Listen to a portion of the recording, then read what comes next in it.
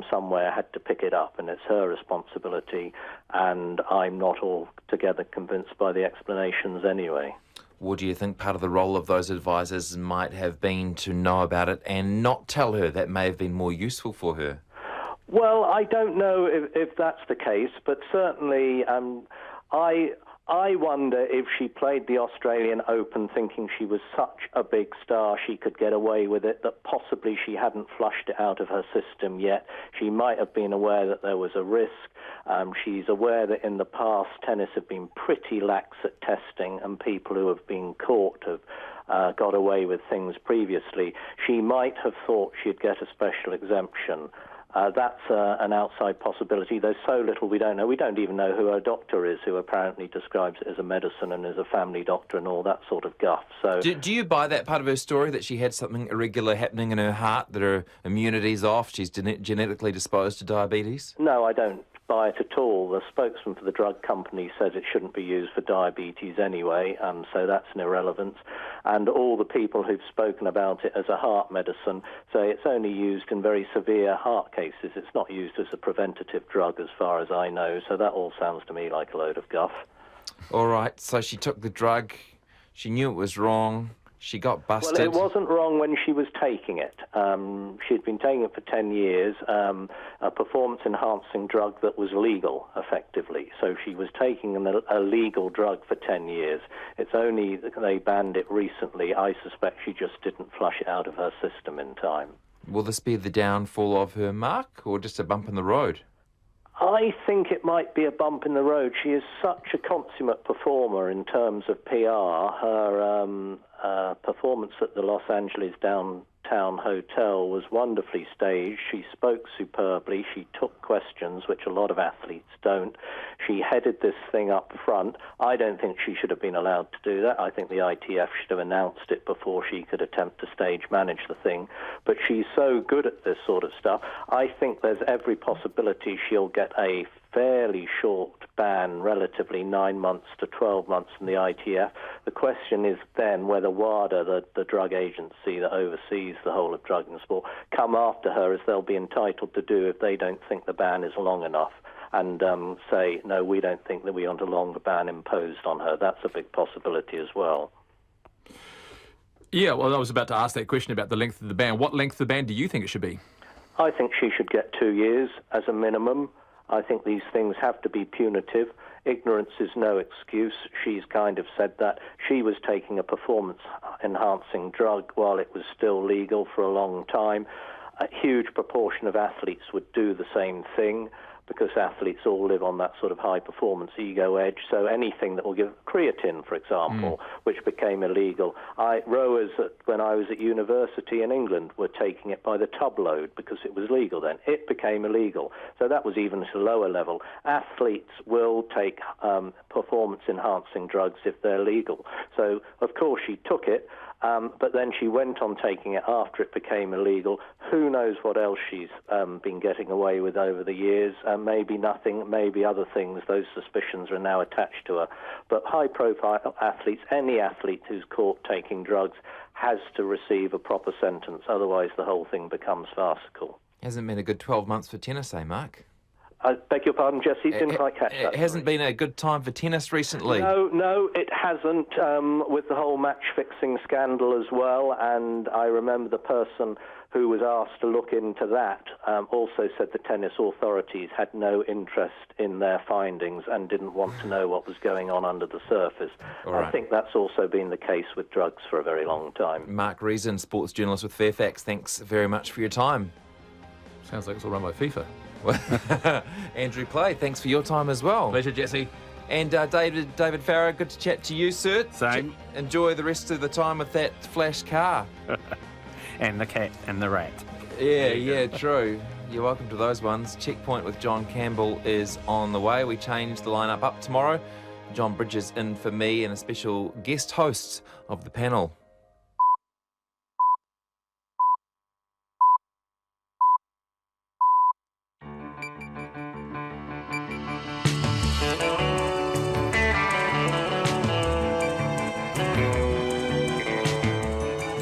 Kia ora everyone, welcome to Checkpoint on RNZ National. I'm John Campbell.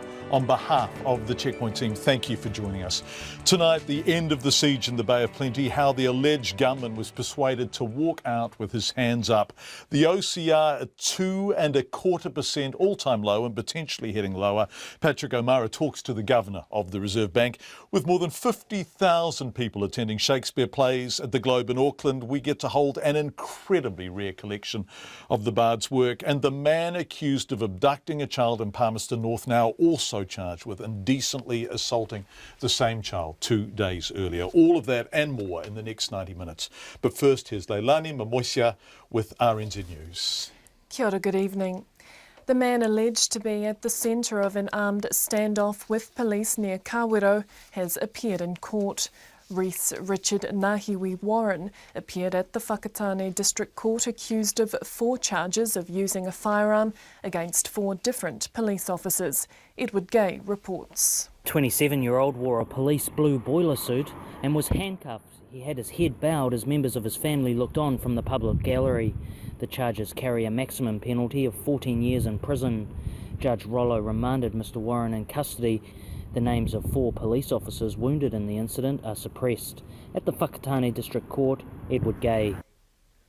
A Māori liaison officer who helped end the armed standoff near Kawero says he was just doing his job.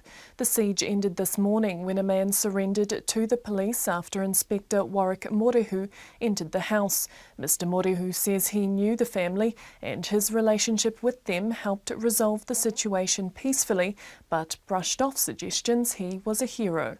Look, I don't know about hero, but to me the heroes are the guys that went to hospital yesterday. And I suppose that certainly serves as an inspiration when you get close colleagues being hurt in the field. So, yeah, we come out, we do our job. We do what we have to do, we get the job done. Inspector Warwick Morehu. Waikato Hospital says one of the wounded police officers is in a serious but stable condition and the other is stable. Some rural homes are being evacuated as firefighters try to bring a fire under control in the Malvern Hills in South Canterbury. The Selwyn District Council says the fire is burning close to Rowland Road near Colgate. It says significant strong northwest wind conditions are making it difficult for the fire service to control the fire. Some rural properties on Rowland and Deans Road are being evacuated, and anyone who's asked to leave their property by the police or the fire service should follow their instructions. 4 fire appliances are at the fire, with 1 helicopter and 2 further helicopters due to arrive shortly. A 46-year-old farmhand has been charged with twice indecently assaulting a 5-year-old girl in Palmerston North last month, on one occasion after abducting her from the side of the road.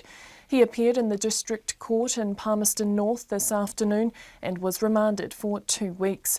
Brendan Paul Henson from Cheltenham is charged with indecently assaulting the girl on February the 10th and again 2 days later. She had been walking to school with her 2 older sisters on Shamrock Street when she was grabbed. She was found 2 hours later by a passerby on the other side of the city. Mr Henson stood solemnly as Judge Gregory Ross lifted name suppression. An application for bail was withdrawn. He's yet to enter a plea. Farmers say a cut in the cost of borrowing by the Reserve Bank will provide some respite from weaker dairy prices and falling incomes. The central bank cut the official cash rate to a fresh record low of 2.25% and signalled more reductions are in the offing. Lloyd Downing, who milks 500 cows just out of Morrinsville, says the move shows the central bank knows how tough things are. Farmers are inclined to feel that nobody actually cares for us, and as long as we're milking the cows, you know, nobody cares. But as an example where the Reserve Bank, the governor is actually listening, and he's got, as I said, he's got a pretty good handle on it. Lloyd Downing. The surprise cut caused the dollar to fall as much as 1.5 cents against the American and Australian dollars. A judge has ruled that an Auckland businessman was driven by money when he threatened to spike infant milk formula with 1080. Jeremy Kerr admitted sending letters anonymously to the dairy company Fonterra and Federated Farmers in November 2014, but denied doing it to increase demand for his own rival pesticide. The Crown argued Kerr's financial state was desperate at the time and his desire to make money motivated his threats. And Justice Geoffrey Venning also said that at the time Kerr wrote the letters, he was under considerable financial pressure. When Mr Kerr wrote the blackmail letters, he was motivated in doing so by the fact he considered he would benefit financially if 1080 was banned, although he did not know how much exactly that financial benefit would be. Justice Venning remanded Kerr in custody for sentencing. Into sports now, the Manawatu golfer Josh Munn is the pick of the New Zealanders after round 1 of the National Open in Queenstown. Munn is tied for third after shooting a 4-under par 68 at the Millbrook Golf Club and is 2 shots behind the leader, Australian Stephen Jones. New Zealand number 2 Ryan Fox is in a tie for 8th at 2 under. The Hurricanes will again be without skipper Dane Coles for Friday night's match against the Blues in Auckland, with the All Black hooker having again succumbed to a calf strain. Cleared to play, though, are All Black winger Nehe Milner-Skudder and Corey Jane. Power hitting has been the focus for the New Zealand batsmen in Mumbai over the past couple of days as the Black Caps prepare for cricket's World 2020 tournament. The Black Caps have a warm-up game against Sri Lanka tonight with their opening match against hosts India next Wednesday. The batting coach Craig McMillan says he's been getting the batsmen to focus back on the shorter version of the game. T20 cricket, the focus comes about power and hitting the ball hard. And we're making that adjustment from Test cricket. The trainings have been really invaluable just to make sure get guys back used to hitting white balls. The guys are powerful, they like playing white ball cricket, so the adjustment hasn't been too big to make. Craig McMillan. And that's the news. A tense standoff. 2 light armoured military vehicles entered the cordon. They went straight down the road, but it's still an incredibly tense wait for the family of this man. A worried whānau. We've got a Māori liaison officer who's been given the AOK to go in with the family. We know we can get him out. A tactical response. We have to take a really professional and responsible approach to this, so we have a cordon in place and no one will be going into that address. Taking you to the scene, Guyan Aspinall and Susie Ferguson, Morning Reports, weekdays from 6. Then on 9 to noon, interviews on the top stories of the day. And after 10, Dave Dobbin joins us along with the Phoenix Foundation, Sam Scott and Luke Buddha, who've produced his first solo album in 8 years. Join me, Catherine Ryan, on 9 to noon after Morning Report on RNZ National. And the Met Service weather till midnight tomorrow. Severe gales in exposed parts of southern and central New Zealand. Northland, also Gisborne and Hawke's Bay, there's showers tomorrow. Auckland, Coromandel and Bay of Plenty, showers tomorrow morning, possibly heavy, then mainly fine. Isolated showers for Coromandel and northern Auckland tomorrow evening. Waikato to Kapiti, including the central high country, a period of rain spreading north this evening and tomorrow morning, briefly heavy, then mainly fine. Wellington and Wairarapa, a few showers developing this evening. Nelson and Marlborough, mainly fine with brief evening rain. A few showers about the Kaikoura coast tomorrow. Gale northwesterlies, severe in Marlborough and easing tonight. Canterbury, a few showers tomorrow, severe gale northwesterlies until the evening. Bulla and Westland, heavy falls clearing from the south this evening and fine tomorrow. Otago, Southland and Fiordland, showers clearing tomorrow morning, then fine. Severe gale northwesterlies, changing gale southwesterly late afternoon. Severe for coastal Otago, then easing. In the Chatham Islands, there's some heavy showers and southwest gales tomorrow. And I'll be back at 5:30 for news headlines. It's now 5:09. Thank you very much indeed, Leilani. We will have the latest on the official cash rate and what that means in about 4 or 5 minutes. We do begin tonight in the Bay of Plenty, where a man alleged to be at the centre of that armed standoff with police was arrested just after 9 o'clock this morning. 4 police officers were injured in the standoff, which lasted more than 20 hours at a rural property near Kawere. Taupō Acting Area Commander Warwick Morihu, also a Māori liaison officer, acted as a negotiator between the police and 27-year-old Rhys Warren. Our reporter Edward Gay spent the night at the police cordon and was at court this afternoon. Yeah, John, the man alleged to be at the centre of this armed standoff is a Reese Richard Ngahiwi Warren, and he appeared here at the Whakatane District Court this afternoon. He faces 4 charges of using a firearm against 4 different police officers. Mr. Warren, who's 27 years old, entered the court. He was flanked by 2 police officers and he wore a blue boiler police suit. He was also handcuffed, and there were about 6 family members in the public gallery to view today's proceedings. It's alleged Mr. Warren shot the 4 police officers during a cannabis operation at this rural property on Oneku Springs Road, just out of Kawerau. And that standoff lasted just over 23 hours. Police Commissioner Mike Bush, he spoke to media outside once the standoff was over. Our whole objective was to ensure that this matter was concluded without anyone else being harmed. And through cooperation with the community and the absolute professionalism of our staff, the New Zealand Police and the other services that assisted us, that has occurred. The liaison officer, Inspector Warwick Morahue, who is actually the area commander of Taupo, he acted as the negotiator, and Mr. Warren was arrested just after 9 o'clock this morning. Today's example was actually getting back to grassroots and dealing with whānau. And so I suppose those are the skills that we pick up in our jobs as we progress through this career, is how to deal with, engage with many levels. So look, it's you've always got to stay in touch with what's happening on the ground, and you know, it was my turn to jump into the fold and do what I could, and so I'm happy to do that, and certainly for me with this outcome, I'm certainly a proud Māori and a proud Māori officer today. The family greeted you as a bit of a hero coming out. I mean, can you tell us what the man's mum said to you when you came out with the good news? Oh, look, I don't know about hero, but you know, to me the heroes are the guys that went to hospital yesterday, and you know, I suppose that certainly serves as an inspiration when you got close colleagues being hurt in the field. So yeah, we come out, we do our job, we do what we can at a time of crisis, and we do the best we can, and quite often, you know, we're stretched. I think I'm coming up 28, 30 hours now on the trot, but we do what we have to do. We get the job done, keep our families and our communities safe.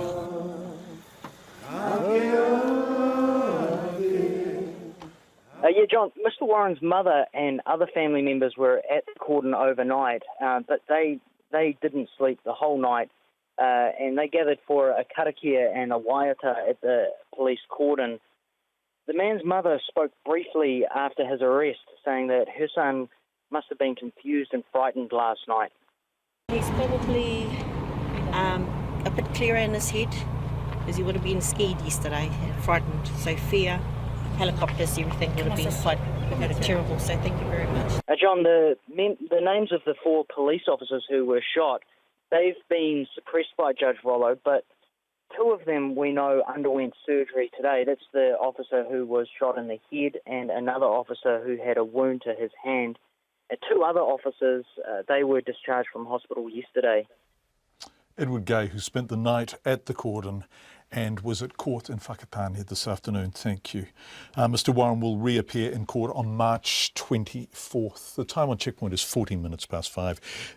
Excuse me. The official cash rate is now the lowest it's ever been, and the Reserve Bank has signalled it could go lower. First introduced at 4.5% in 1999, it's now half that, having reached over 8% in 2007 and 2008. The dollar fell almost inevitably, in part that was the point, and dairy farmers say that, and any cut in the cost of borrowing is good news. Here's our economics correspondent Patrick O'Mara and the man who made this surprise announcement this morning. The Reserve Bank Governor Graham Wheeler says while depressed dairy prices provided one reason to cut, the decisive factor was waning expectations of where inflation will be in the next couple of years. In terms of all the things that we've talked about, the one that sort of took us to the decision in the end was the inflation expectations data. Lloyd Downing, who milks 500 cows just out of Morrinsville, says the rate cut is a relief for struggling farmers. He says the move shows the central bank knows how tough things are. Farmers are inclined to feel that nobody actually cares for us, and as long as we're milking the cows, nobody cares. But as an example where the Reserve Bank, the governor is actually listening, and he's got, as I said, he's got a pretty good handle on it. The surprise cut caused the New Zealand dollar to fall as much as 1.5 cents against the American and Australian dollars. The Prime Minister, John Campbell, was putting a positive spin on the news just a day after dairy giant Fonterra cut its forecast payout for the second time this year. Mr Key says most businesses will welcome cheaper interest costs, while the lower dollar will make exporters more competitive against their foreign rivals. A lot of New Zealanders will welcome the move by the Reserve Bank Governor today. Ultimately, that'll feed through to slightly more competitive interest rates for New Zealanders that borrow either against their business or their home. It's also seen a slight reduction in the exchange rate, and so that's good for our exporters. So again, that's the sorts of things that help our farmers. But some worry the rate cut will fuel an already overheated Auckland housing market. The chief executive of the cooperative bank, Bruce McLaughlin, says the current housing data isn't reflecting the buoyancy that's already in the market. We're going to see that come through the data, and I think this move is going to potentially fuel a significant further rises in demand and therefore house prices. Back at the Reserve Bank, Governor Graham Wheeler also remains concerned about the Auckland housing market, but does note house price inflation has moderated somewhat. Indeed, Mr Wheeler says at least one more rate cut may be needed to boost economic activity and generate a bit more inflation. We've built in 2 cuts into those interest rate projections. Now, one of those cuts was today, but we'll closely watch the data and see whether we do need another cut, or indeed whether we need more than one cut. Most economists are now scrambling to revise their forecasts after being caught out by today's decision. Another rate reduction could come as early as next month. And for some, 2% won't be the bottom, with ANZ Bank now picking the benchmark rate will be at 1.75% by the end of the year. For Checkpoint, Patrick O'Mara. 17.5 minutes past 5, a farmhand from Manawatu has been charged with twice indecently assaulting a 5-year-old girl in Palmerston North last month, on one occasion after allegedly abducting her from the side of the road. He appeared in the city's district court this afternoon. Our reporter Max Toll was there and joins us now. Max, can you talk us through what happened in court today? Yeah, look, it was a lightning stop appearance from Mr. Brendan Paul Henson. Blink and you'll miss it. His name, all his details have been suppressed until today. Today really is the first time we can tell you what the police have charged him with. They say that on the 10th of February he indecently assaulted this young girl. Her name and details, of course, are all suppressed considering the nature of what's happened.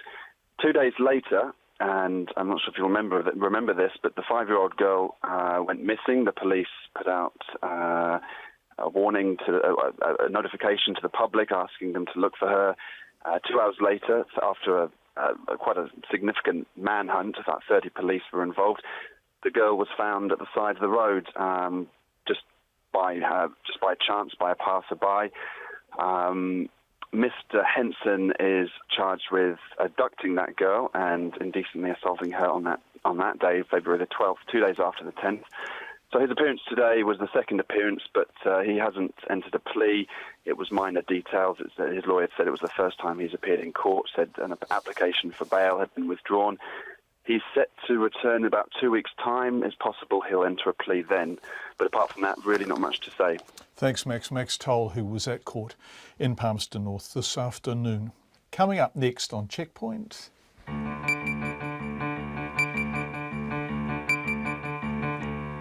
With the time at 90 minutes past 5, the cricketing world prepares to farewell Martin Crowe. Former English cricket captain Sri Botham joins us to discuss memories of Martin and pay tribute, and why Christchurch has had enough of freedom campers. In fact, that is immediately after a little reminder about feedback. You can text us on 2101. You can email us checkpoint@radionz.co.nz, and our Facebook and Twitter addresses are Checkpoint RNZ. Let's go to Christchurch. We were talking about Freedom Campus a couple of weeks ago. Well, there's been a response. Just 3 months after opening the door to Freedom Campus, the Christchurch City Council has basically decided to shut it again. It's blaming overcrowding and public health concerns for its decisions to slap a temporary ban on those who don't have a toilet on board their vehicles. A number of sites in particular targeted. Here's our Christchurch local government reporter, Conan Young. Last week, Checkpoint spoke to a French farm resident, Chris Goldspink, who lives close to one of 5 locations set aside by the council for people without on-board toilets to camp for free. Mr Goldspink said the single toilet block set aside for the 100-plus visitors had become overloaded, causing sewage to leak onto a nearby beach. He's thrilled with today's decision to ban the campers with immediate effect and says it needs to be made permanent. We really see no good grounds for the community subsidising this particular group of travellers. There are existing facilities at many different price points. So, for example, on the peninsula here, there are sites available with basic toilet facilities that are managed. They're properly consented camping grounds for just $10 per site per night. Chris Goldspink says getting Freedom campers to comply with rules around the length of stay, not lighting fires, nor using their surroundings as a toilet was impossible. He says that's because they are transient and young and not too worried about a $200 fine they might never pay. The big lesson for council and for us was that you can make the bylaw, but if you can't police it, then there's a problem. And indeed, we concluded there really is no cost-effective way of policing that particular group. In making today's announcement, the council's chief executive, Carleen Edwards, admitted that nobody had been fined for not complying with the rules. Well, it's difficult to determine who is a camper and who is somebody who's parking for other issues. So there's certainly been staff out working across the sites. Of course, they have to be there when something happens. Ms Edwards says the temporary ban is in place until May, while the council tries to come up with a permanent solution. We're really supportive of freedom camping and attracting visitors to Christchurch and Banks Peninsula, and we want to continue to make sure that we support people in doing that. But we have to manage the health and safety issues and being able to provide appropriate facilities for both the campers and for the residents. But while the campers may be gone, the aftermath is still being felt. The beach at French Farm is now closed to everybody after high levels of E. coli were discovered, something that's believed to be the result of an overloaded septic tank attached to the public toilet. The chair of the Akaroa Wairewa Community Board, Pam Richardson, says apart from their sewage, the campers have contributed very little to the community. It was young people who want to have a good time. I'm not quite sure that they spent a lot of money in the town. Some may have come to Akaroa and spent some money, but I think most of them just had a good time down on the beach. Those with toilets on board their vehicles will still be welcome to camp in Christchurch and Banks Peninsula. In Christchurch, Conan Young. Martin Crowe will be farewelled tomorrow at a service at Parnell's Holy Trinity Cathedral. Mr Crowe passed away last Thursday after a 4-year battle with cancer. Tributes will be led by his wife Lorraine Downs, his brother Jeff Crowe, former New Zealand cricketer of course too, and also another international teammate Ian Smith. The details were released at a media briefing about the ceremony. The service will also feature a musical tribute from David Lyle Morris, who was described as Martin Crowe's best friend, and students and staff from Mr Crowe's former school, Auckland Grammar, will form a guard of honour. Grant Fox spoke very movingly on Checkpoint last week about being Martin Crowe's mate at Auckland Grammar, where they first met. Former England cricket captain Sir Ian Botham played with and against Martin Crowe.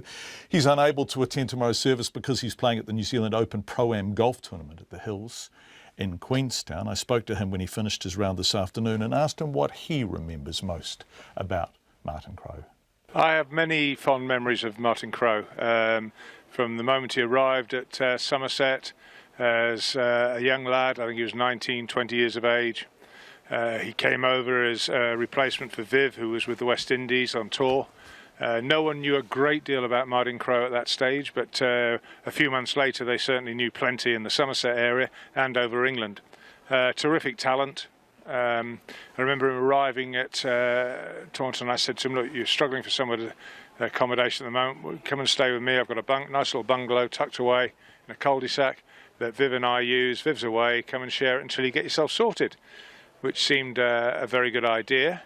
And then about a week or so later, he receives a letter from his mum from New Zealand. Are you sure you should be staying there with him? Which I thought was, he never lived that...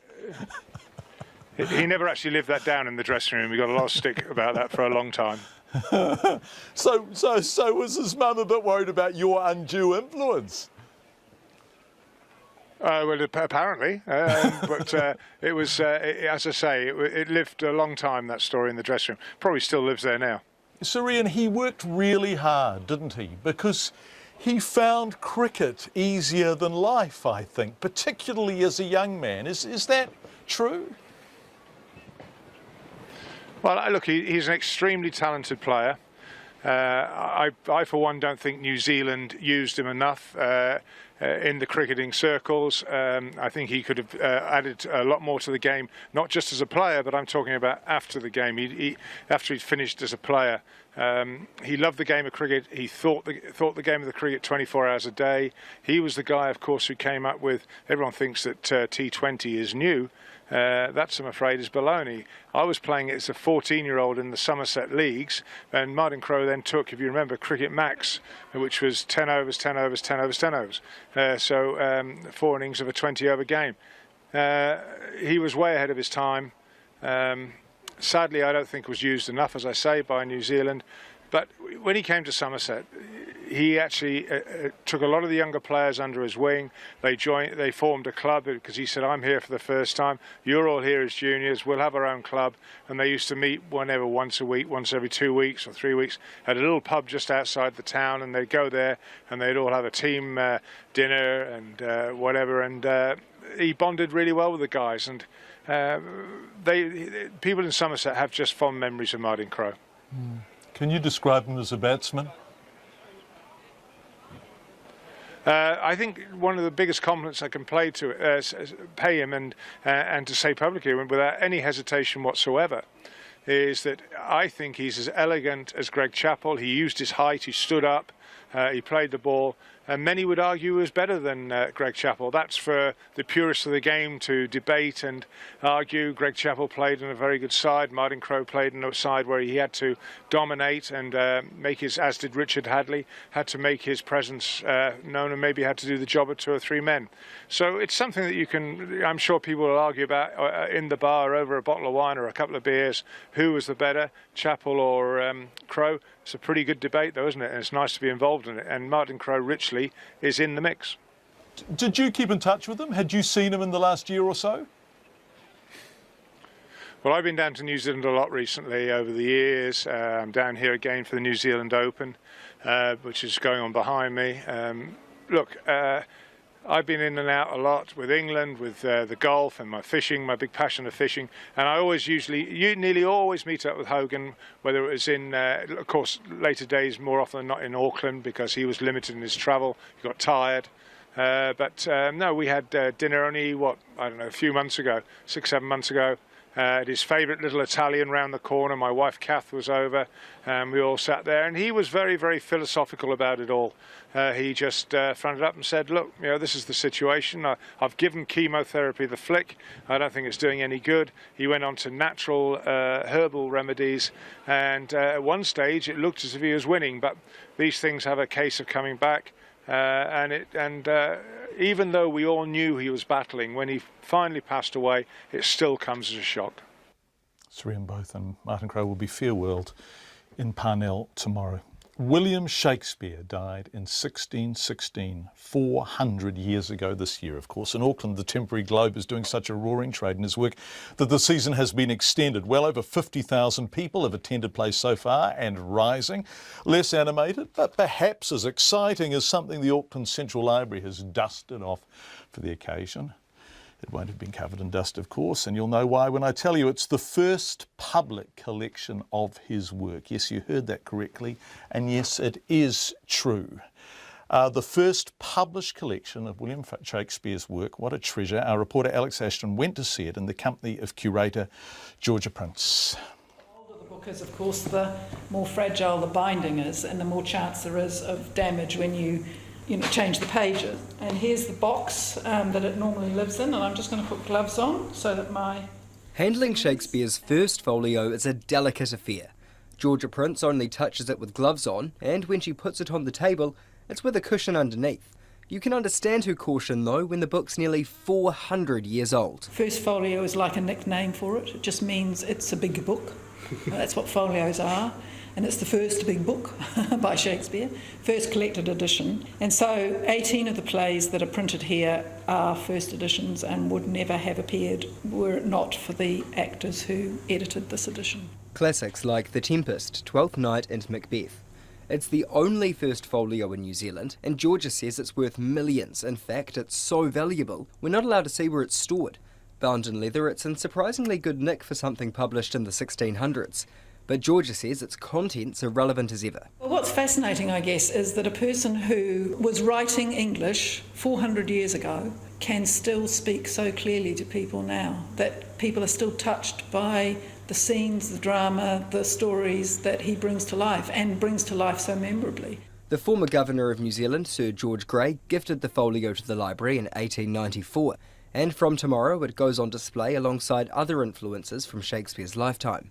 The team had to build a special cradle to hold the book, which means choosing a single page to display. Georgia Prince says that's no easy task. We all look at this together and tend to discuss and argue over what page we're going to choose, but this one we're choosing Twelfth Night because of the fact that it is one of the plays that is being shown and performed at the Pop-Up Globe Theatre. The folio's on display until the middle of next month. For Checkpoint, Alex Ashton.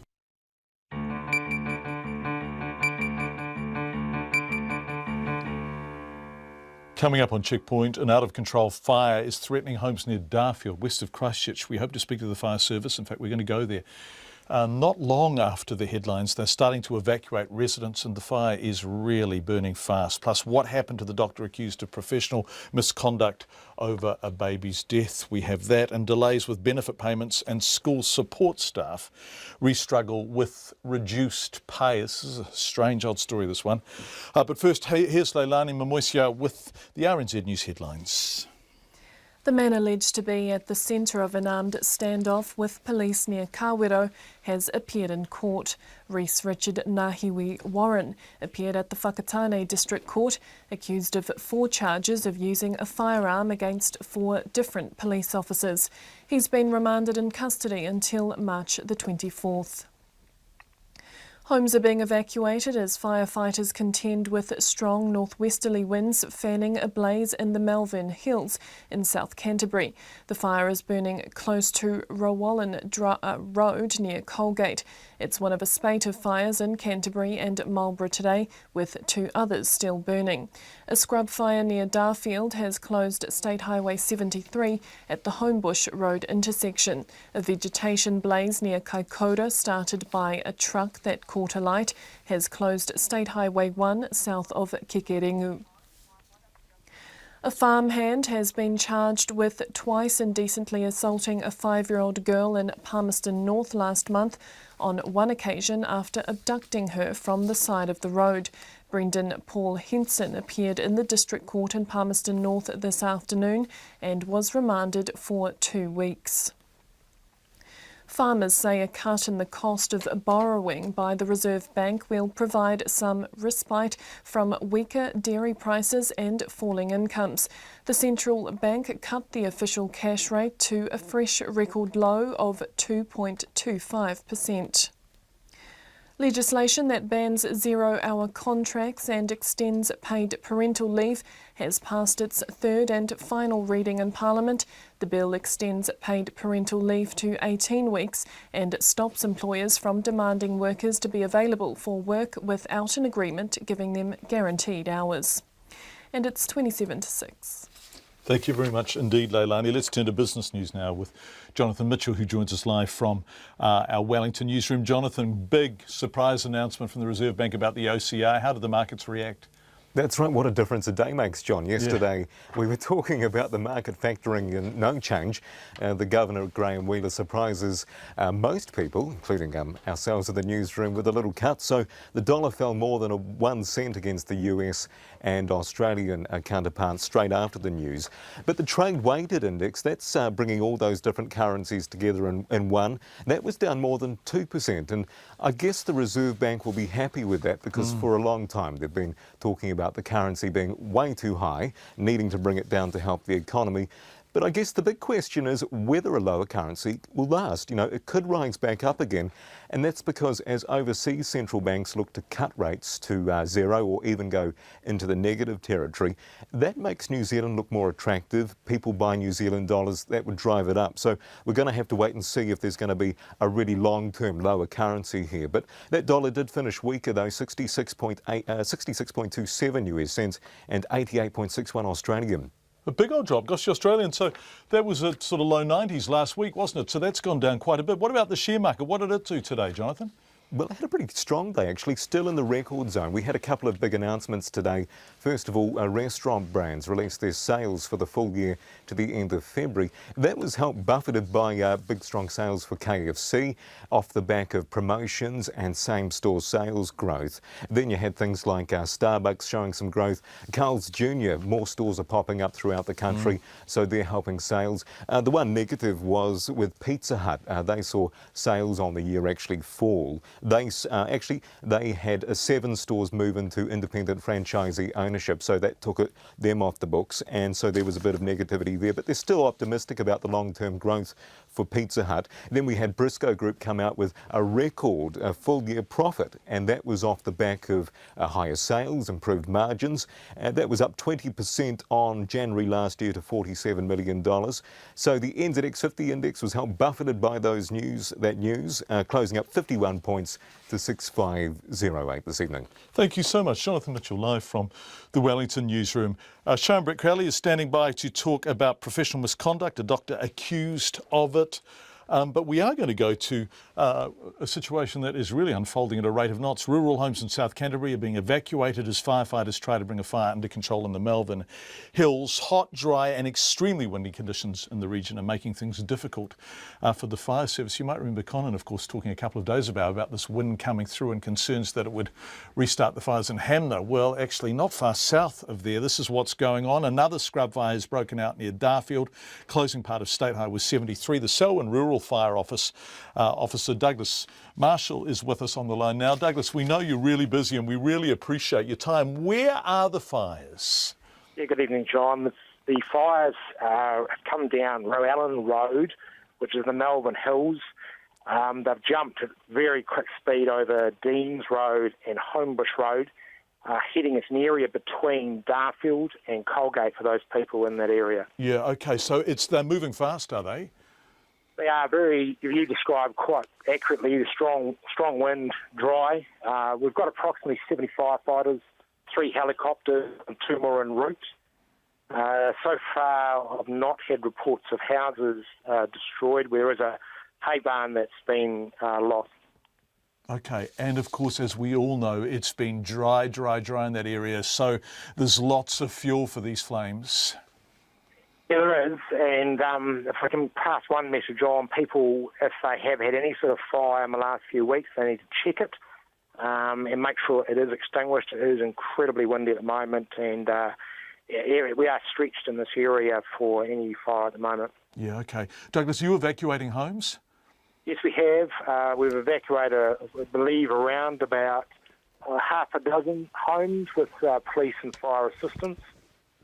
We've got an evacuation centre, welfare centre set up at the Darfield Recreation Centre for those who wish some sort of support.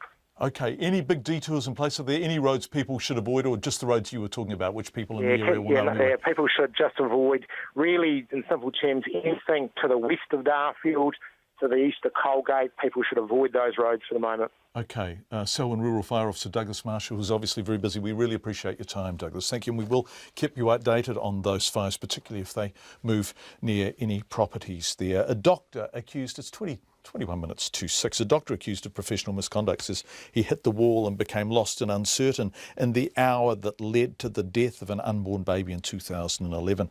The doctor, who has interim name suppression, is appearing before the Health Practitioners Disciplinary Tribunal in Auckland. Sharon Brett-Crowley, who is sitting beside me in the Auckland studio, has been attending this. What's happened, Sharon?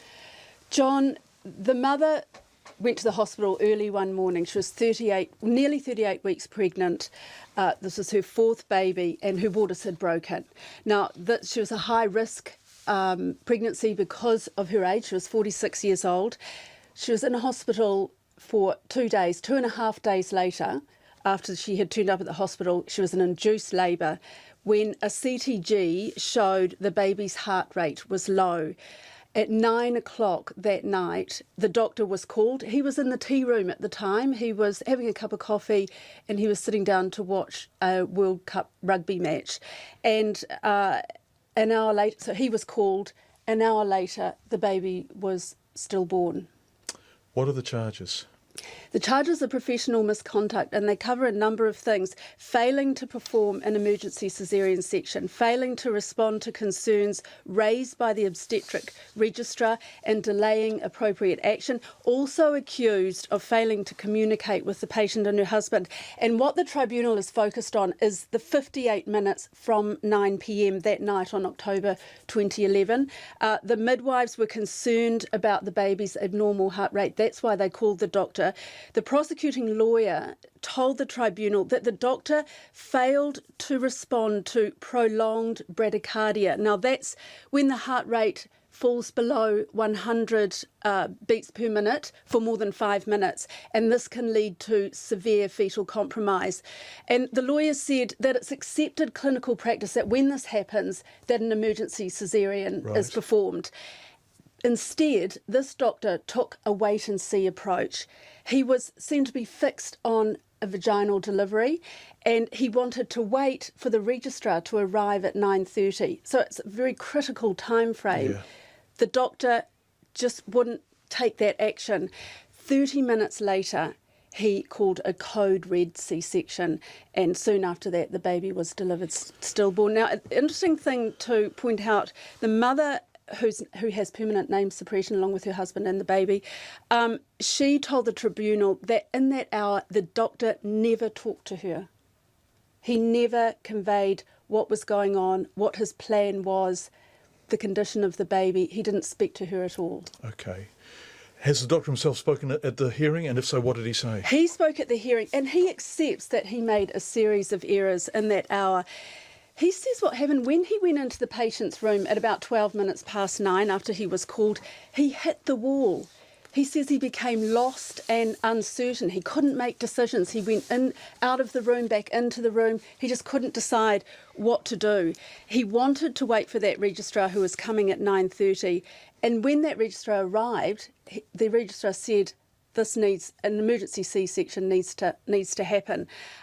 Even then, that doctor was dogmatic about a vaginal delivery. He stuck to his feelings about a vaginal delivery. But he says that it was very uncharacteristic behaviour and he just can't explain it. Right, what happens now? Well, I should also point out that the lawyer here was saying that the doctor was tired. He'd worked 13 hours that day. He'd started at 8 o'clock. His first break was at 9 o'clock when he sat down in the tea room to watch the Rugby World Cup. He was actually on double duty that day. He was the on-call obstetrician and he was the registrar, and it was a very busy day. So the lawyer says, and on top of that, the hospital was understaffed, and he says that the midwives didn't really let him know how urgent the situation is. So now, if the doctor is found guilty, he faces a range of penalties that could be censure or it could be right to being struck off. And right now, the tribunal is obviously considering the submissions on it. Shane Kelly, who will have the finding of the tribunal when it comes. Thank you so much for joining us. It's coming up to 5:45. An IT failure at the Ministry of Social Development has caused delays with some benefit payments, including emergency funding applications. It's also led to some beneficiaries not being paid their full entitlements. A new system rolled out on Monday morning could not cope with the amount of people trying to access it. The Social Development Minister, Anne Tolley, says the system is back working at 90%. Everyone's been paid, but where they might have made some adjustments to their hours with seasonal work, etc., some of that might not have gone through this week. As I say, it's been a capacity problem, so just the number of users that can be on the system. So at any one time we'd expect just under 3,000 users, so they've had to reduce that, which has meant there's been waiting times in offices for people trying to get access into the screens. Anne Tolley says the ministry had expected there would be a high volume of traffic. They assure me, yes, I mean we interact with 1 million people every year. So they assure me that they tested for that, but actually it just shows when you go live, things don't always work out quite as you planned.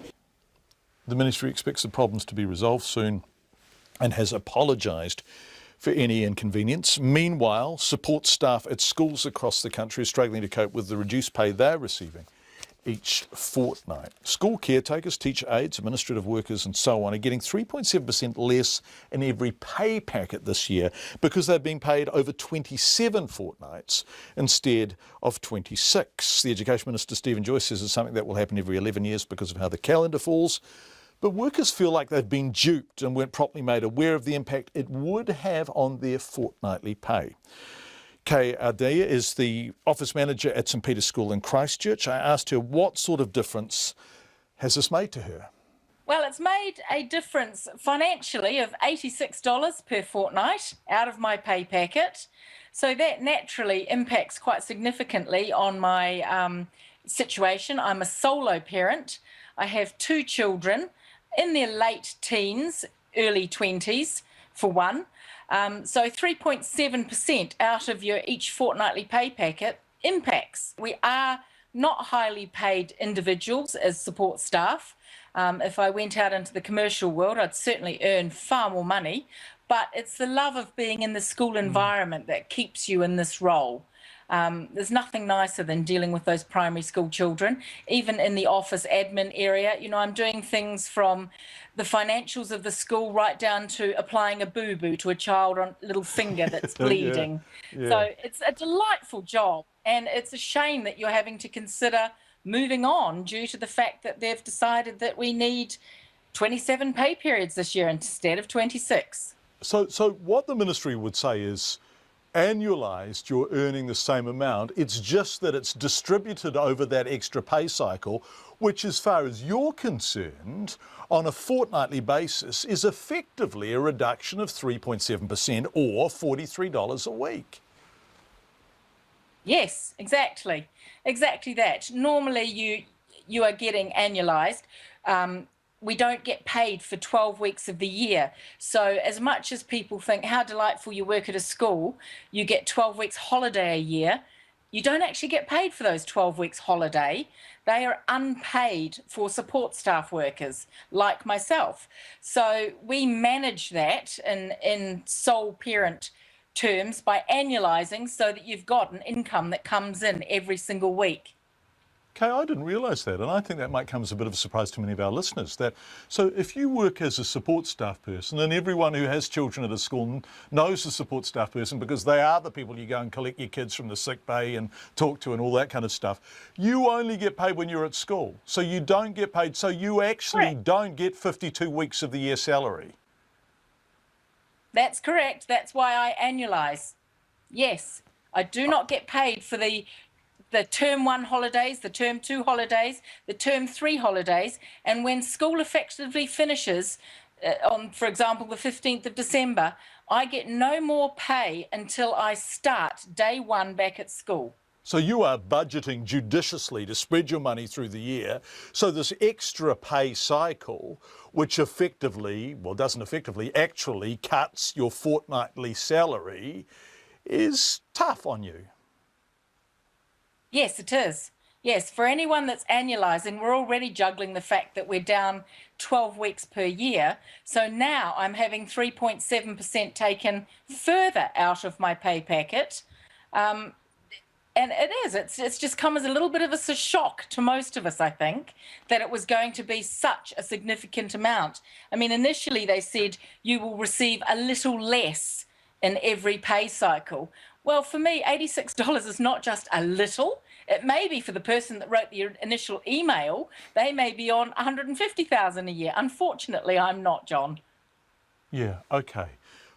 What's behind this? Of course, the moment that we see issues with pay problems in the education sector, we all immediately conclude an overpay. What's been the explanation as to why this is happening? Well, we've really only had one main email, and that was back in November of last year. And they're telling us that it's going to happen every 11 years.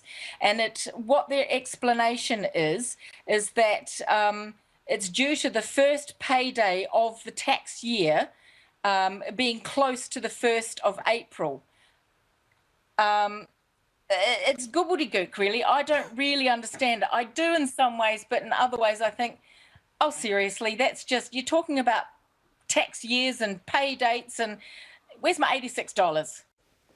Listening to that was the Head of Education Infrastructure Service at the Ministry of Education, Jerome Shepherd. Jerome, welcome to the program. Where is Kay's $86? Look, I first like to say that I am sorry that she's having difficulty. This is a unique situation for us. I mean, teachers' aides play a fantastic role, as she's identified, across the schools in New Zealand. This is a very rare event. It's related to the fact that there's an extra pay cycle. We have 365 days in a year, so it only happens once in 11 years. None of the support staff are going to be paid less than they should be. Except that when you are on a relatively low income, and in Kay's case you are a sole parent, so you're the only income coming into the house, $43 a week or $86 a fortnight is actually material, isn't it? I mean, that makes a difference. Exactly. I'm in total agreement with that. The thing I'd like to identify is that the annualisation, as Kay quite identified, is a choice. So they can choose either to have their pay spread over the year, and that suits some. I mean, it suits about 6,000 staff, but there's a number of staff that prefer the option of being paid as they go of working.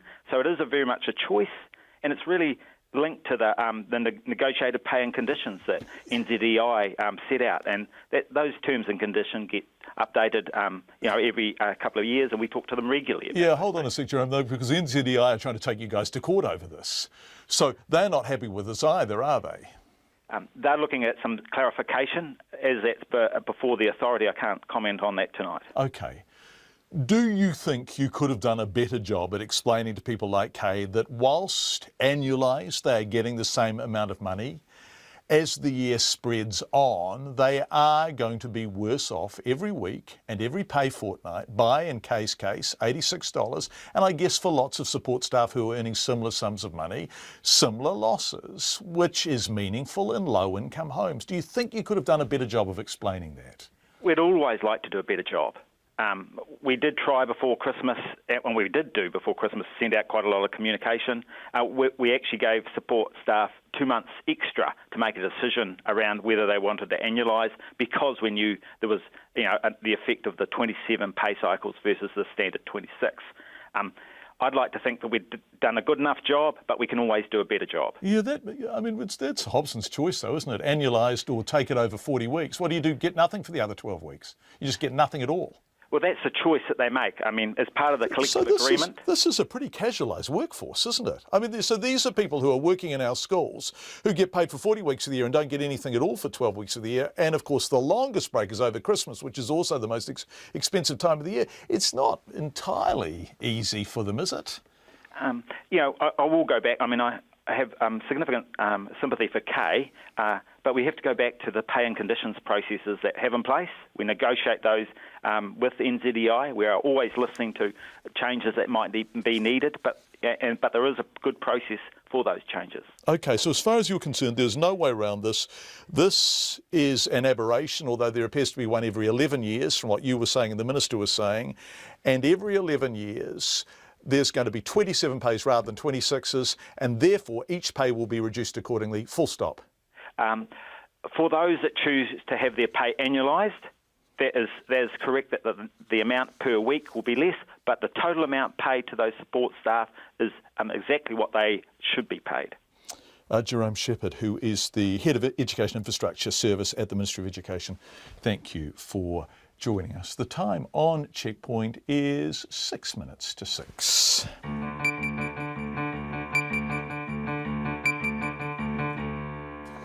Would love your feedback on that. I wasn't aware that support staff were paid for 40 weeks of the year and weren't paid for the other 12, and they could choose to annualise it. I guess if you're a support staff or somebody attached to schools, you'd know that. I didn't.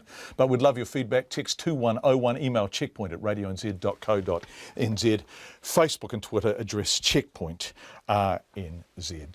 A couple who spent more than $26,000 replacing missing luggage. that went missing for 9 days will have to bear the brunt of the cost following a High Court decision. A compensation order against Air New Zealand has been overturned, meaning the airline only has to reimburse the couple about $2,000. The Disputes Tribunal had earlier awarded them $15,000. That's the extent of its jurisdiction. What's gone on here? Well, Ruth Hill reports. The couple spent thousands on a new wardrobe in London after being assured by Air New Zealand staff they could replace missing items like for like. They were later told the reimbursement was limited to just over $2,000 by the little-known Montreal Convention, which governs airlines' responsibilities. The couple complained to the Disputes Tribunal, which found the convention didn't apply because the wife had been misled by the airline staff's assurances. The High Court has now overturned that decision, saying the tribunal doesn't have the power to set aside the convention. In a written statement, Air New Zealand says it took the High Court action as the tribunal had overstepped its jurisdiction. Air New Zealand has always been clear and transparent on this ground and explicitly refers to the Montreal Convention in its conditions of carriage and to the applicable limitations. The couple's insurer paid out $1,900, but because the suitcase was only missing, not permanently lost, they weren't reimbursed for the full amount they spent. The Insurance Council's chief executive, Tim Grafton, says it shows the importance of reading the fine print of your policy. Policies will cover you for items just to get you through until the delayed luggage is through. It doesn't cover you for loss of enjoyment of your holiday in any form or anything like that. And this was not lost luggage, this was delayed luggage. The Travel Agents Association says it will be talking to its members about the case. Its head, Andrew Olsen, says travel does throw up unusual situations and the best protection is to use a registered travel agent. If they had have taken some independent advice, not just sought that from the airline, and they obviously had some provision for insurance, their insurance provider may have said, don't spend $1 more because you're covered for this and not that under the policy that ultimately they were paid under. But surely spending more than $26,000 on a couple of outfits is a trifle excessive, even if you're attending a significant event at one of England's oldest and most respected institutions, as this couple was. Not so, says the editor of Fashion Quarterly, Sally Ann Mullen.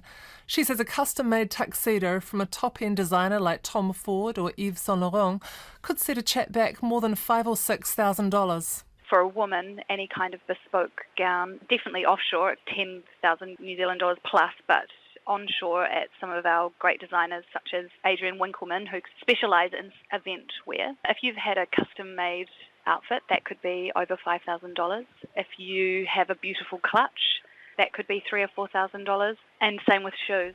Justice Nation says he sympathises with the couple and recognises their frustration.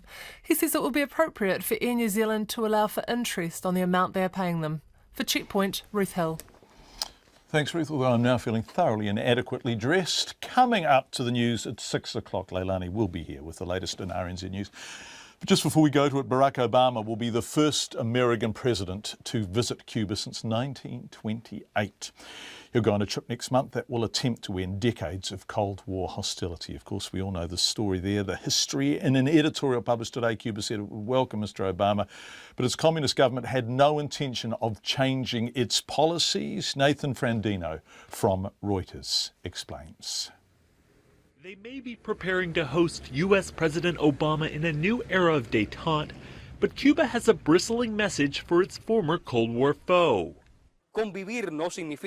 Working together does not mean that we have to renounce the ideas we believe in and which have brought us this far, our socialism, our history, our culture. The editorial was issued by Cuba's state-controlled media and comes 15 months after Obama and Cuban President Raul Castro agreed to end more than 5 decades of hostilities and try to normalize relations. But the editorial made clear strong differences remain. Chief among them the U.S. trade embargo, which congressional Republicans have refused to end, and U.S. support for dissidents on the island. Despite the tough words, ordinary Cubans say they're hopeful that positive changes are on the way. This is the beginning of a long deal. It is not all done now with a magic wand. We have a long road. We have to be conscious of that. Obama's visit on March 20th will be the first by a U.S. president since the 1959 revolution. Nathan Frandino from Reuters. Feedback, lots of it, on Freedom Campus. Should be easy enough to build user-paced showers and toilets for Freedom Campus. We have user-paced checkouts, car parks, etc. Says Paul, what a shame, as many Freedom Campers staying around where I live have had no impact in the environment and a very positive view of New Zealand. Support staff a bit mixed on this one. What happened last time, 11 years ago, asked Terry Twynham. Good question, Terry. We'll try and find out. Sounds like a very bad April Fool's prank, otherwise utterly inexcusable, says Andrew. But John A says, no, I'm sick of these mining workers. Just get on with it, and you do get an extra pay at the end of the year.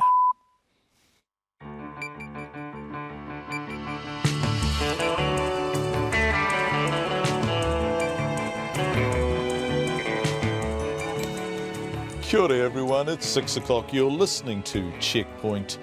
Thank you for joining us. Coming up in the next half hour, the story of the 24-hour armed siege near Kawerau, the impact of today's surprise interest rate cut, and a bit of fun later in the half hour, the desk chair of fertility. We meet people who've sat on it. But first, here's the news with Leilani Mamoisia. Kia ora, good evening. 6 rural homes in South Canterbury have been evacuated as firefighters try to bring a blaze under control in the Malvern Hills. Hot, dry and extremely windy conditions in the region are making things difficult for the firefighters. Another scrub fire has broken out near Darfield in mid-Canterbury, closing part of State Highway 73. The Selwyn Rural Fire Officer Douglas Marshall told Checkpoint there were 70 firefighters battling the blaze with the use of 3 helicopters. It is incredibly windy at the moment, and we are stretched in this area for any fire at the moment. We've evacuated, I believe, around about half a dozen homes. We've got an evacuation centre, welfare centre set up at the Darfield Recreation Centre for those who wish some sort of support. Douglas Marshall says there are 2 more helicopters on the way to the scene. The police officer who helped defuse a standoff in the Bay of Plenty says he's proud he could end the situation peacefully. The siege, which began after 4 police officers were shot at a property near Kawerau yesterday, ended this morning when a man surrendered to police. A Māori liaison officer, Inspector Warwick Morehu, had entered the house and talked the man down. Mr Morehu says he was just doing his job and he was glad no one else was hurt. It was my turn to jump into the fold and do what I could, and so I'm happy to do that, and for me with this outcome, I'm certainly a proud Māori and a proud Māori officer. Inspector Warwick Morehu. Reese Richard Nahiwi Warren has appeared at the Whakatane District Court accused of 4 charges of using a firearm against 4 different police officers. The charges carry a maximum penalty of 14 years in prison. Judge Rollo remanded Mr Warren in custody until March the 24th. Dairy farmers say a cut in the cost of borrowing by the Reserve Bank will provide welcome respite from weaker dairy prices. The central bank cut the official cash rate to a fresh record low of 2.25% and signalled more reductions may be needed. Morrisonville dairy farmer Lloyd Downing says the rate cut is a relief for struggling farmers and shows the central bank knows how tough things are. The Manufacturers and Exporters Association says the sharp drop in the dollar that followed the cut will help compete against foreign rivals. But the Cooperative Bank's Chief Executive, Bruce McLaughlin, says the reduction may inflame an already buoyant housing market. The Reserve Bank says at least one more rate cut may be needed, which could come as early as next month. Legislation that bans zero-hour contracts and extends paid parental leave has passed its 3rd and final reading in Parliament. The bill extends paid parental leave to 18 weeks and stops employers from demanding workers be available for work without an agreement giving them guaranteed hours. It passed with unanimous support after negotiations with opposition parties. The Workplace Relations and Safety Minister, Michael Woodhouse, told the House the bill gets rid of unfair employment practices. As a whole, these clauses will make employers consider carefully whether they truly need availability provisions while still providing flexibility in circumstances where there is a genuine need for them. This means a better balance of flexibility for employers and certainty for employees. Michael Woodhouse says the bill introduces tougher penalties for breaches of employment standards and gives labour inspectors greater powers. The death of a Whanganui man has led the Independent Police Conduct Authority to recommend the fleeing driver policy be amended. Callum Meyer died in May last year when he lost control of his vehicle, hit police road spikes and collided with a parked truck. Our reporter Robin Martin has more. The authority found the pursuit of Mr Meyer posed an undue risk to officers and the public. In the future, it says any pursuit abandoned because of the risks posed by the fleeing driver should not be restarted unless it will significantly reduce those risks or it is likely to result in the driver being stopped. The IPCA also says permission to restart a pursuit must be given directly by a pursuit controller. This is Robin Martin. Into sports now, the Australian golfer Steve Jones holds a two-shot lead after the opening round of the New Zealand Open in Queenstown. Jones shot a 6-under par 66 at the Hills Golf Club. Meanwhile, New Zealand's Vaughan McCall, who's only recently turned pro, had a horror round, carding a 22 over par 93, which included a quintuple bogey. The former Wimbledon champion Pat Cash says the admission by former women's world tennis #1 Maria Sharapova that she used a banned drug leaves a lot of unanswered questions. Sharapova tested positive for the drug meldonium at this year's Australian Open and now faces a ban of up to 4 years. She'd been using the drug for the past 10 years, citing medical reasons, but says she was unaware it had been added to the banned list in January. Cash says he finds her explanation difficult to swallow. This medical condition has lasted 10 years. It's got something to do with diabetes, it's got something to do with a heart issue. I don't know, I'm just finding it a little hard to swallow. For her to clear her name, she's going to have to really come out with the evidence. Look, I had this test done, I had this done. I didn't. Did she know, did her and her doctor know that this drug she was taking had any performance-enhancing qualities? Meanwhile, the former head of the World Anti-Doping Agency, Dick Pound, says the use of meldonium was common in tennis before it was banned. He's also suggested tennis authorities had been aware many players were using the drug, a claim rejected by the International Tennis Federation. Chelsea have failed to reach the quarterfinals of European football's Champions League, beaten 2-1 by Paris Saint-Germain. And that's the news. Tonight on Nights, getting a handle on death with Alan Lopez, who says good statistics on dead people are hard to find.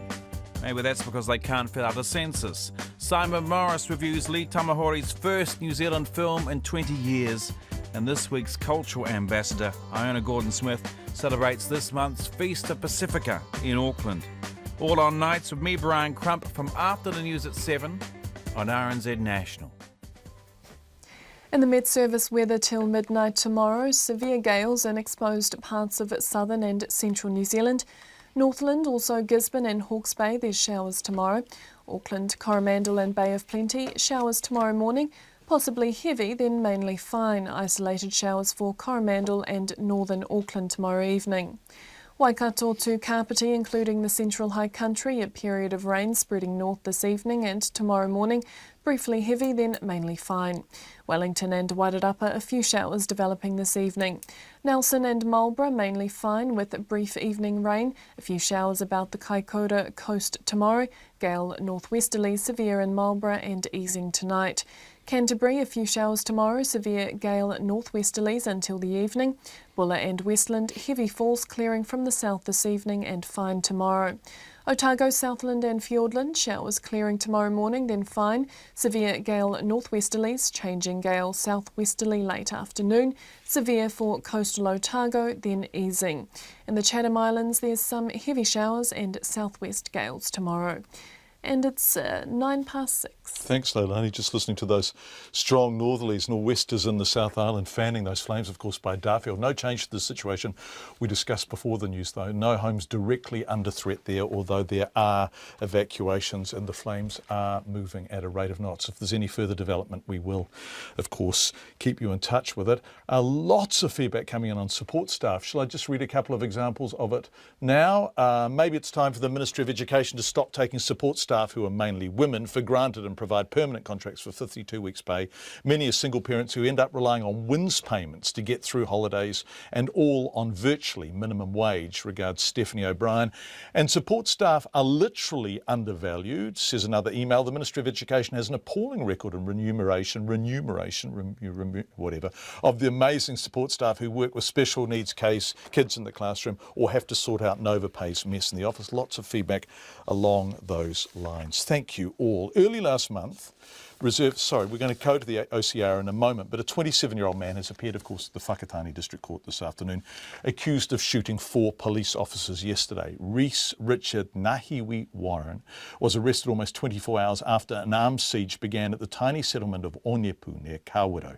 One of the 4 officers is still in a serious but stable condition. Armed police, an army helicopter and 3 light armoured vehicles surrounded a family home overnight, but the standoff finally ended when a Māori liaison officer convinced the man inside to give himself up. Mohammed Hassan reports.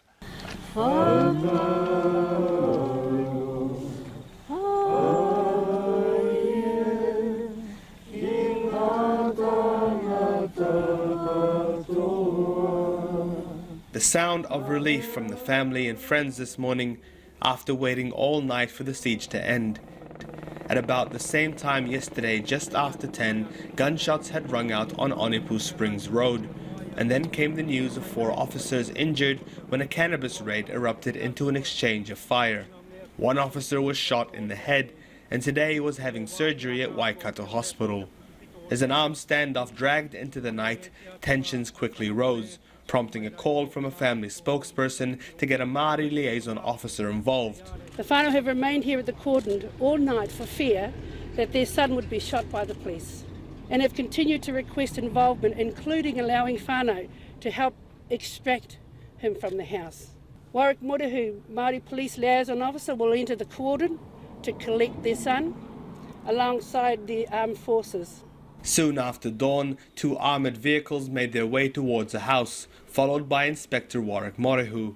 Then just after 9 o'clock, Reverend Wayne Takawa turned towards the family and gave the thumbs up, giving way to tears, hugs and the relief they had been waiting for. They're just relieved it's over and there's been no loss of life. And our boy is safe, and people are just relieved we can get about our normal day. Our thoughts to go out to the 4 police officers who were wounded, who were shot. A spokesperson for the family, local principal Rebecca Lessel, says if it wasn't for Inspector Morehu, the situation could have ended much more tragically. I think that Warwick Morehu is the key, the linchpin in this whole exercise. Had he not been here, it could very well have been a different outcome. Do you think he should have been here earlier? He should have been here earlier? Yeah. The mother, who tried several times to get through the cordon to see her son, says it's a lesson the police should learn from. We felt that we couldn't do it without whānau intervention, and we believe that maybe the police might be able to use this as an example of how it can work, rather than going in guns blazing. Warwick Morehu, who's the Taupo Police Area Commander, received a hero's welcome, but took the time to remember his colleagues. Look, I don't know about hero, but to me the heroes are the guys that went to hospital yesterday. And, I suppose that certainly serves as an inspiration when you got close colleagues being hurt in the field. He says his connection with the family played a vital role in diffusing the situation. Oh, look, I think without delving into too much detail, I think it was really clear and a priority to have a very good relationship with the family, to understand what their needs and their anxieties were.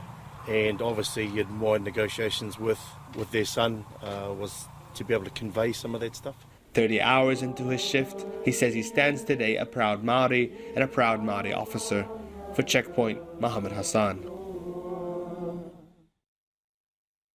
Governor Graham Wheeler sounded like he would have to be dragged kicking and screaming to cut interest rates, which were already at a record low, but he cut them, 2.25%.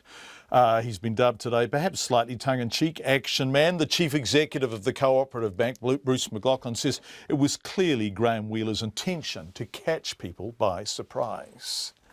He desperately wants to see the currency come down. That's his major objective, and that's what the driver of the surprise was. Okay, and the currency has come down. I guess the question is, will it stay down? And none of us have crystal balls to be able to predict that.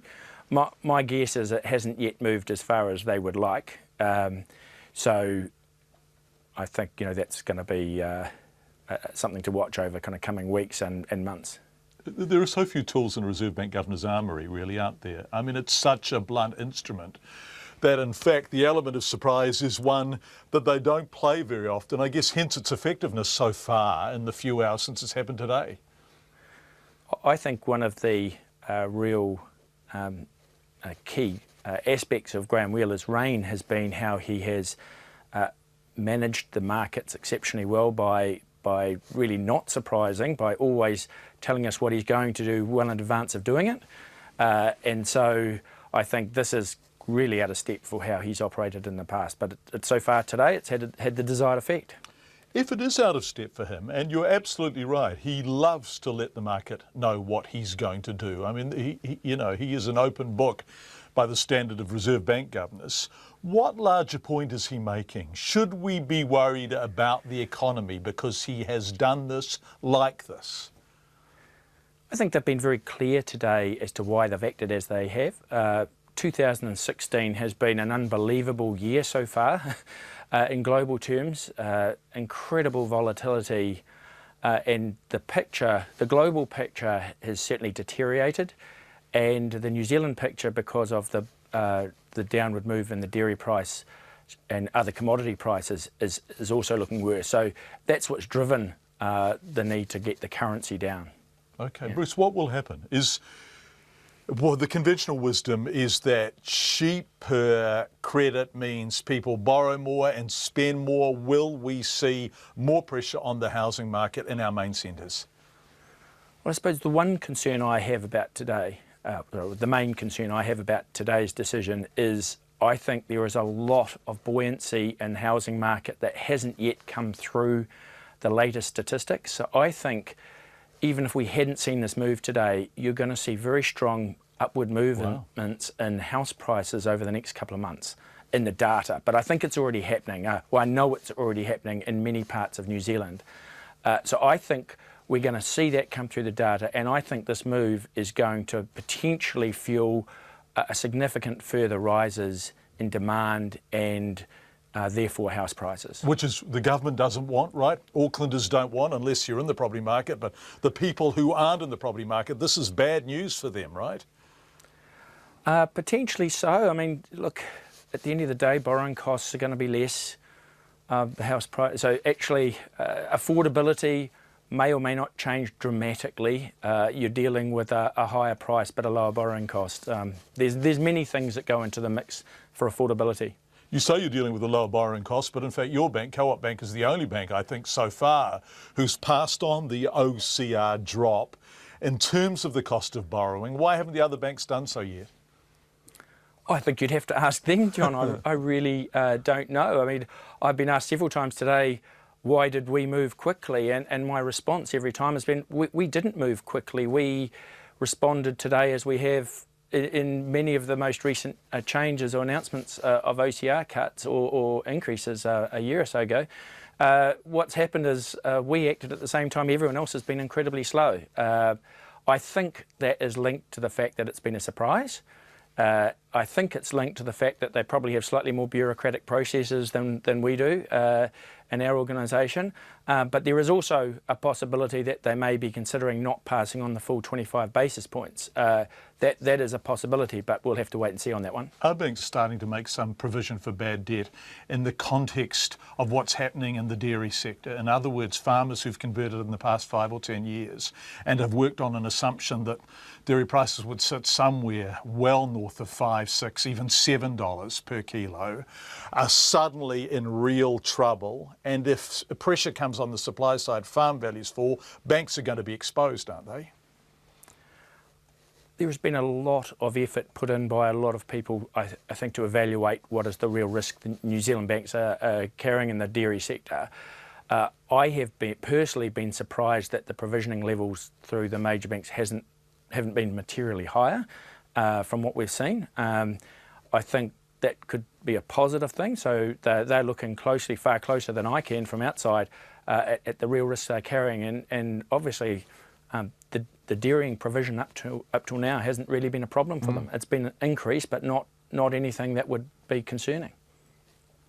Bruce, I think that's bloody fantastic. I think, oops-a-daisy, that was a little bit of extra value for money there, including the addition of the S word on national radio, but it's good to talk to Bruce because he made good sense, I think, of the situation. More than 14,000 refugees on Greece's border with Macedonia are stuck, possibly permanently, after Macedonia announced it's closed its borders. Anna McPhee is a 29-year-old Christchurch woman working as a volunteer offering ground support as refugees arrive.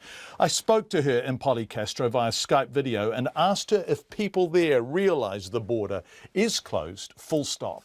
I think it's harder for us, for the volunteers, because we know that it's happening and that this is a more official decision than the other ones. I think for the refugees, they do get told this so often that they're still holding out hope that they get let through. You know, we've had many times where they said, no, that's it, the border's closed forever, and then the next day they let people through. So I think it's much harder for us not knowing what's going to happen now, whether the space is going to turn into a Calais and people are just going to live here, or as of today they started moving in loads and loads and loads of police buses and riot police, and they've removed a few people but not forcefully, which is really nice. But it feels pretty tense, not really knowing what happens next. It's a truly hopeless situation for those people, isn't it? And at some stage they're going to respond to the understanding of their own hopelessness. Do you worry ever that, in fact, it could become angry there?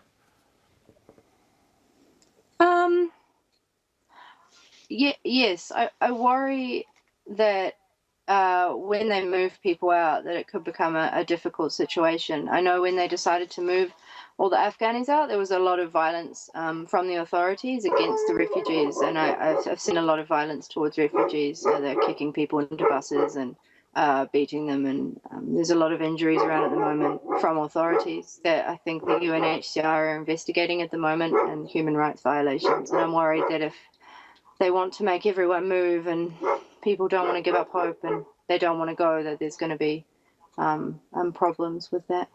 We asked you this the other night, and it's an impossible question to answer, but what does a win look like now for these people? Because they've risked their lives, they've left home, some of them haven't made it to that point, some people have drowned on the way there, they've got all this way, they've lost everything, they've left everything.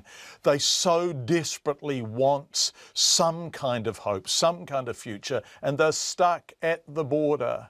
What do they do? What do they do?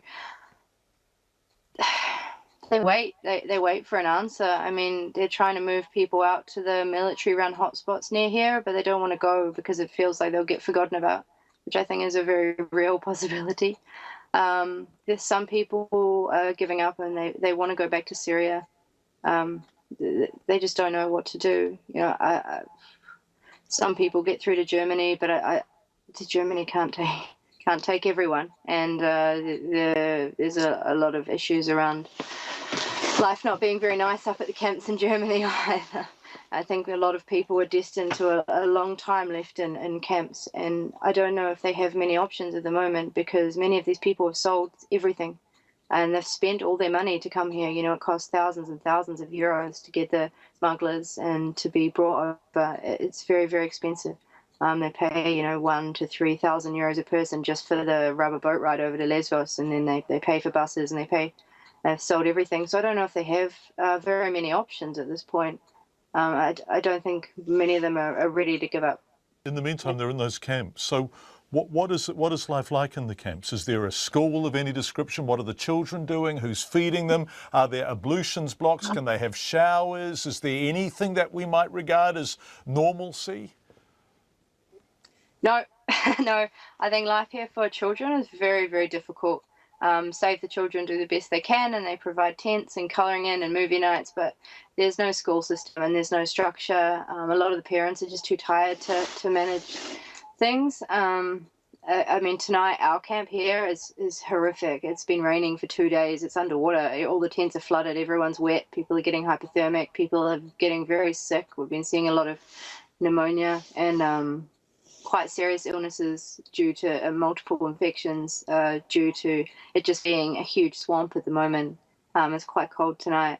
It's just horrible. There are toilets, but the facilities there are for 1,500 and we've got 15,000. So it's very hard to get access to the facilities that exist there at the moment. So it's very much sleeping in tents in the mud. That's about the extent of it. So there's definitely no structure and no schooling, and I've met children who've been stuck for months. They've been travelling and they're just not doing a lot, to be honest. Anna McPhee, New Zealander working at Polycastro. Finally tonight, a Christchurch business is auctioning off a desk chair of fertility. Big Brothers Big Sisters is a mentoring charity in Christchurch. The company has put the chair on Trade Me after 3 staff members became pregnant in quick succession, all after working at a desk with that chair. The boss, good-naturedly, we do hasten to add, suggested that before another staff member became pregnant, they could raise money for their charity by selling the chair off. Earlier this afternoon, I spoke with Beth Hickland, the chair's latest mum-to-be. I'm 30 weeks pregnant. Congratulations, Beth. Thank you. And prior to you sitting on that chair, who sat on that chair? Deborah, my co-worker, she was pregnant on this chair as well, and she has had her little girl in January. Yay, go Deborah. And before Deborah, who sat on the chair? Vanessa sat on the chair before that, and she had a little girl, I think it was around the start of mid last year. Right. So, and was there anyone before that, or was it a new chair at that stage when Vanessa sat on it? Or does it go back even further? No, that's as far as it goes back. There was a guy that sat on it in between, and I heard his tummy did grow, but probably 2 So far, 100% of the women who've sat on it have put on weight, and 100% have got pregnant, and 100% of the men have put on weight. So one way or another, one way or another, that chair alters your midriff, right? Yeah, that's right. Yeah. Okay, and so what's happening to it now? Well, my manager doesn't want it in the office anymore, and that's kind of what started this, because we've just employed a new worker to cover Deborah's position, and she's banned from the chair. She's not even allowed to touch it or go anywhere near it. So we want it out of the office to prevent women getting pregnant on this chair, because basically I had only been at this job for 4 weeks and I became pregnant. Deborah had only been in the job for 5 weeks and she became pregnant. Vanessa was a little bit longer. She was around a year and she became pregnant. So we're worried the next person might start and they'll be pregnant within a week. So he definitely doesn't want anyone sitting on it any longer. Beth, people, as a point of clarification, people aren't becoming pregnant on the chair, are they?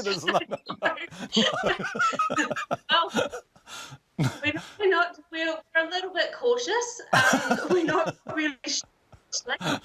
We do all have partners, so they may have had a little bit of an influence on that. Yeah, tremendous. Okay, so you're auctioning the pregnancy chair for charity.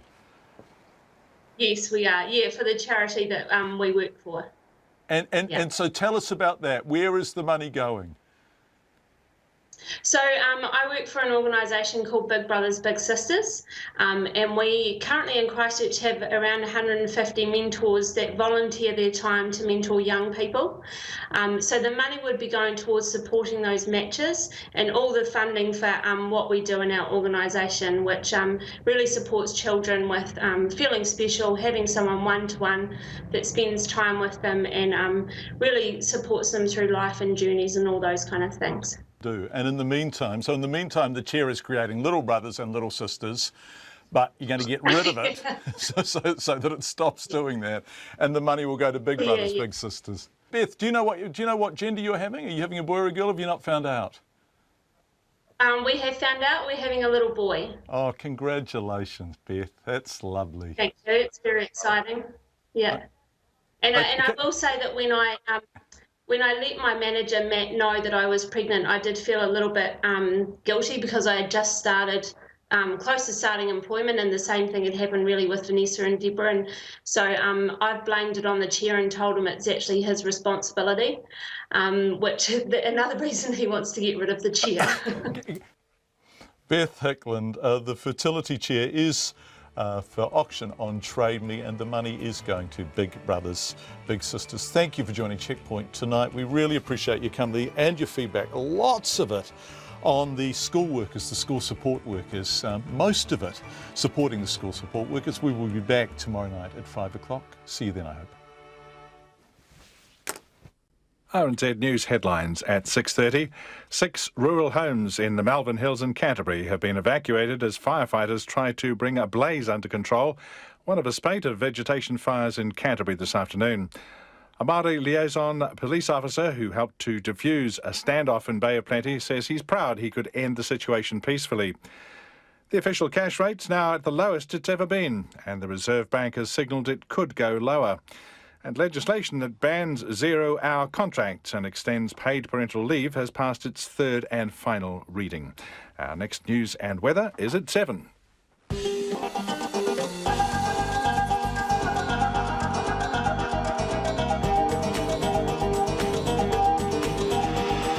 Welcome to World Watch PM. I'm Elizabeth Brown. Tonight, the plight of children in the wake of Cyclone Winston. North Korea continues